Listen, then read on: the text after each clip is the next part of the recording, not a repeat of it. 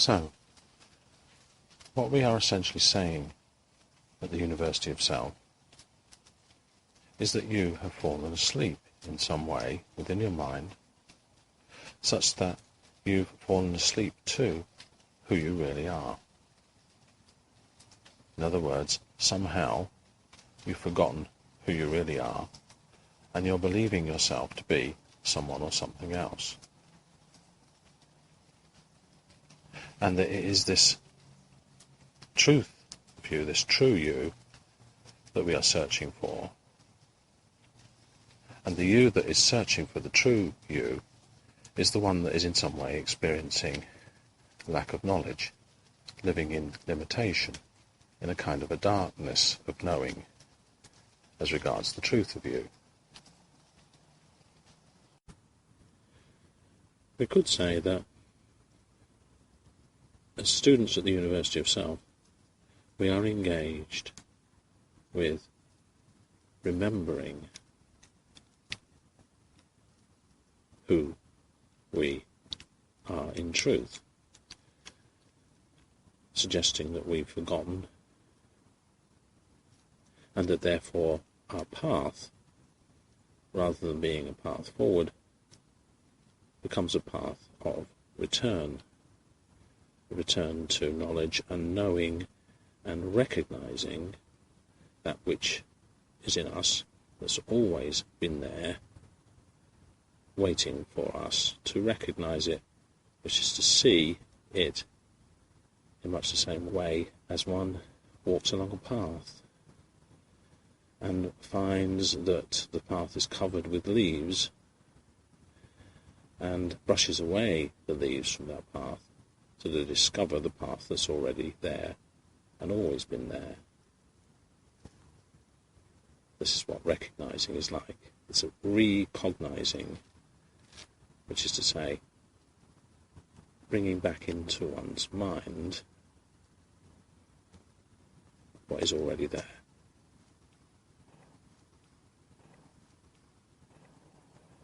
In some ways, the brushing away of the leaves from the path, so that one can see the path, one can see the truths or ideas of truth that have been awaiting discovery by us. But it's also a process that might be compared with removing scales from our eyes, scales that in some way are preventing us from seeing clearly. So, what does this process of removing scales or brushing the leaves from the path involve? Well, firstly, you need to have reached a point of profound dissatisfaction with your life as you're experiencing it, and find within you a yearning, a deep yearning for something more meaningful, something more deeply satisfying. So much so that you're prepared to abandon the ways that you've been efforting, the actions that you've been taking to try and feel more fulfilled, and abandon that completely as a system that has never really served you. Only in this way, by reaching a point where you feel that your ways of doing things have failed, or your reliance on your thinking system as a means of resolving all of life's problems doesn't work,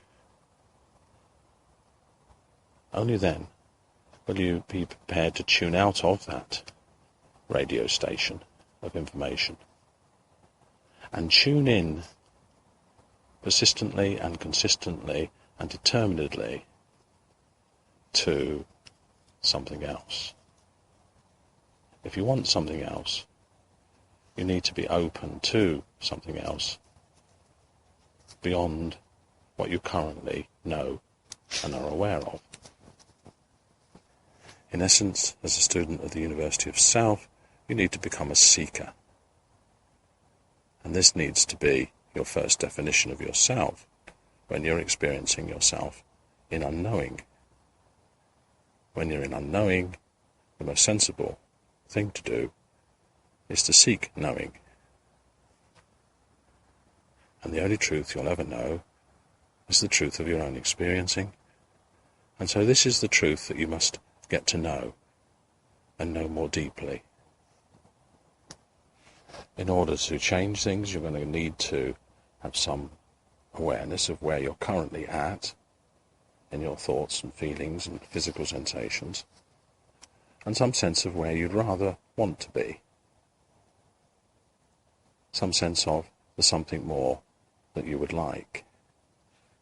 In other words, you need to know where you are relative to your destination, your desired destination.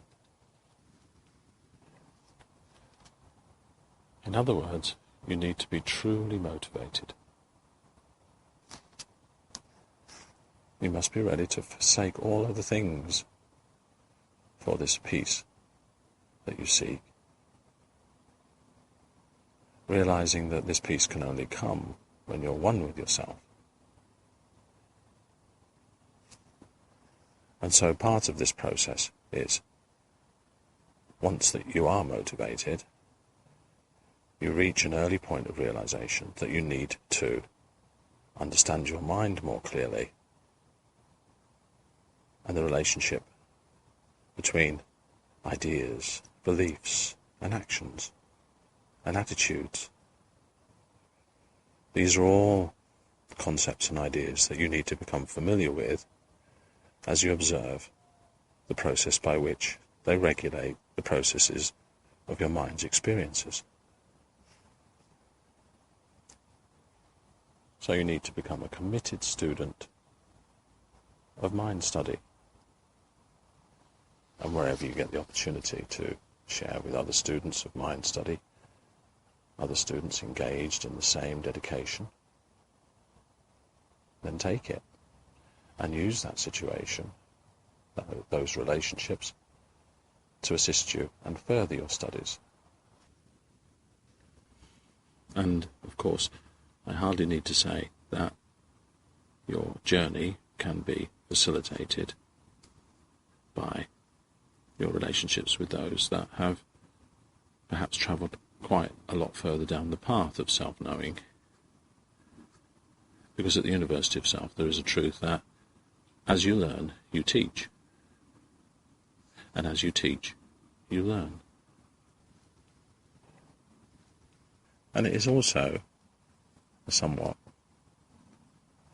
perhaps, cryptical saying that you teach only yourself. And why is that? Because no matter what the relationship, you are always in a state of learning from it. And therefore you're always being taught by every circumstance and every person. That's not to say that they are teaching you in any way things that are right or wrong.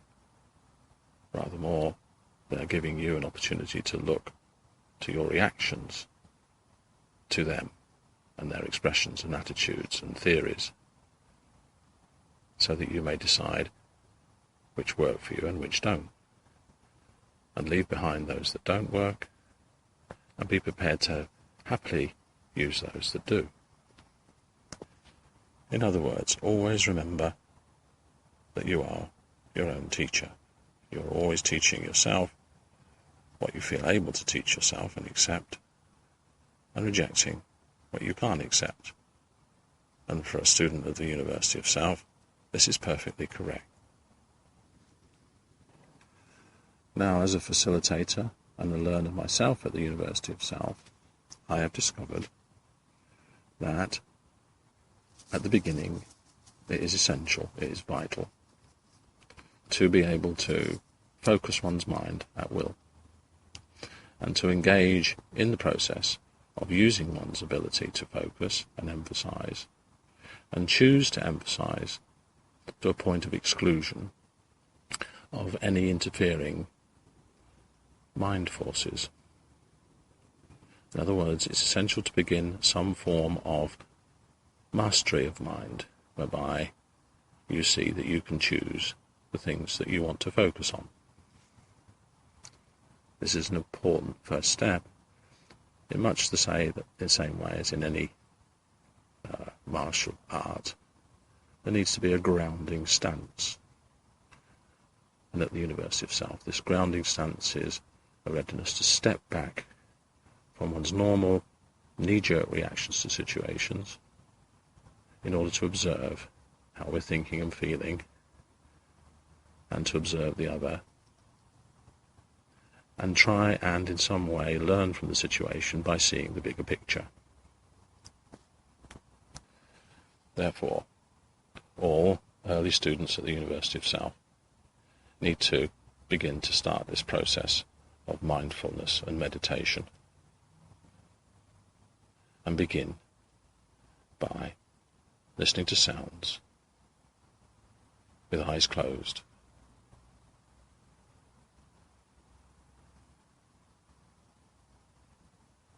and becoming aware of breathing,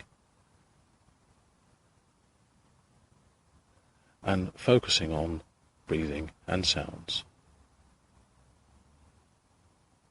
and willfully regulating the breathing to become gentle and more still,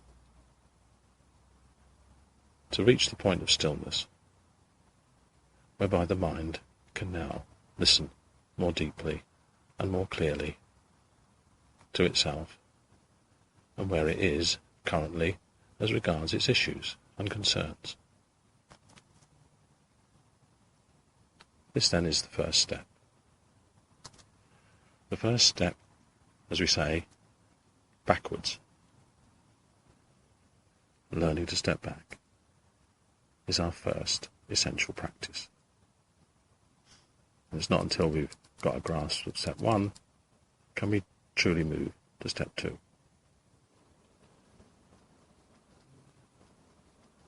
By the way,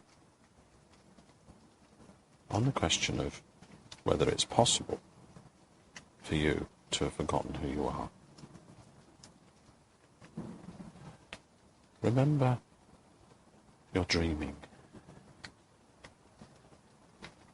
Remember that you do dream and you can dream, and this is part of a truth of you, and that when you do dream, you are where you find yourself in your mind, and the reality of the dream is your truth. And it may well be that sometimes you dream in such a way that you actually completely forget about your life here and what's going on in your life in the day-to-day world of your existence. This can be forgotten in a dream, and whatever your mind is experiencing is what you're experiencing, and that you have totally forgotten who and what you really are, or rather I should say your normal, common, everyday experience of who and what you really are. Therefore you can know with assurance that it could be true, because from time to time it happens. It can happen because it does happen.